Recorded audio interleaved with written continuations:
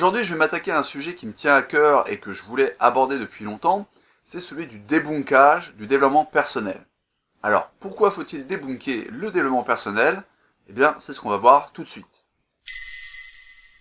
Parmi les critiques que j'entends régulièrement au sujet du développement personnel, donc là je ne tiens pas compte des gens qui sont enthousiastes sur le sujet, parmi ces critiques, il y a deux grandes familles de critiques. Il y a les gens qui l'approchent avec moquerie et amusement.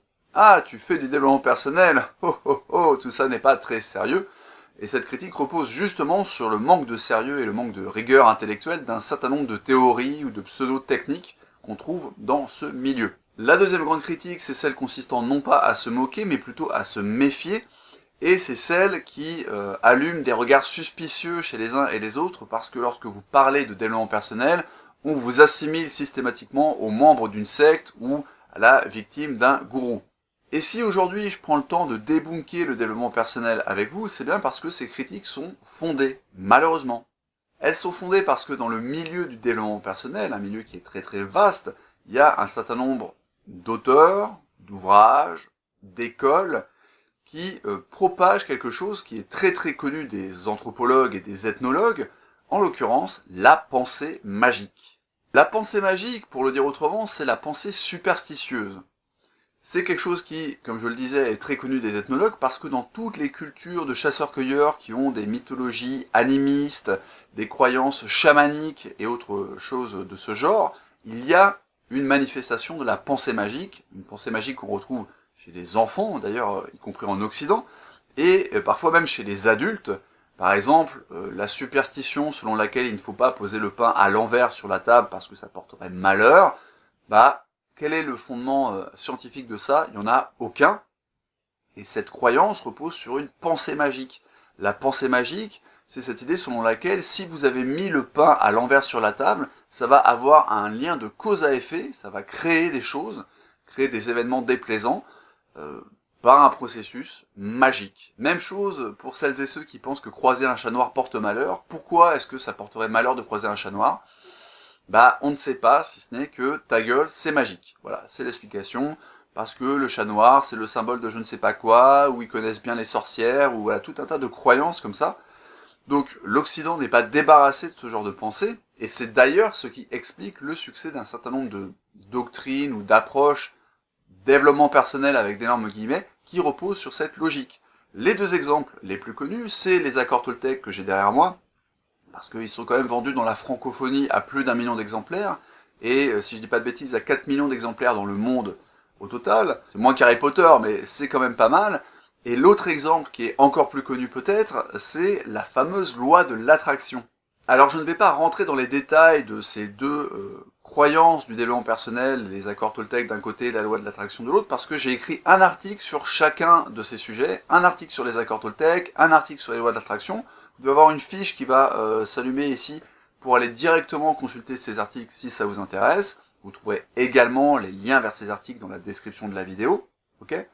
Donc je rentre pas dans les détails, mais le point commun des accords Toltec et de la loi de l'attraction, la fameuse loi de l'attraction, c'est d'avoir recours à la pensée magique. Et comme la pensée magique ne repose sur rien d'autre que la croyance des uns et des autres, évidemment que ça décrédibilise un petit peu le milieu. Alors rassurez-vous, pour ceux qui ne sont pas familiers du développement personnel, le développement personnel recouvre des disciplines, des techniques, des approches très très diverses et variées, et il y a par exemple ce que j'appelle l'approche productiviste, qui consiste à tout optimiser à grands coups d'expérience de sociologie, de psychologie expérimentale, tout ce qui est lié à l'effet d'amorçage, au biais d'engagement, à la manipulation, etc., par le langage corporel. Tout ça, en général, ça s'appuie sur des études scientifiques, c'est ce qui fait l'attraction de ces techniques auprès des gens qui sont dans une approche productiviste, une approche d'optimisation. Il y a tout un pan du développement personnel qui est basé sur des recherches, sur de la rigueur intellectuelle, etc.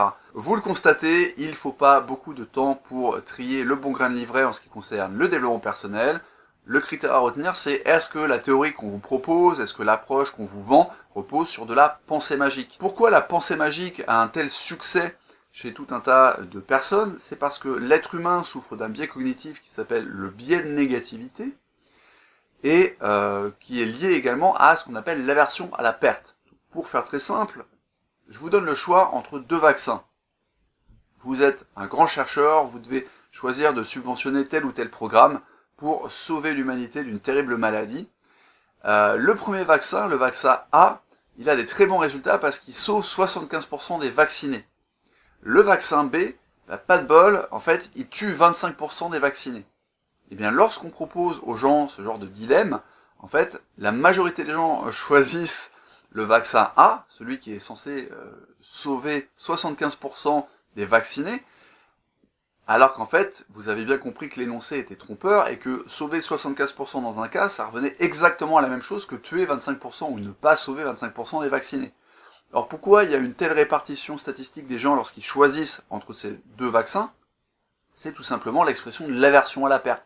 C'est-à-dire que voir écrit qu'un vaccin va laisser mourir 25% des vaccinés, ça leur fait plus d'effet que de lire que 75% des gens vont être sauvés, parce que dans l'énoncé qui présente les choses de manière positive, il y aura 75% de gens sauvés, on ne mentionne pas les 25% de pertes.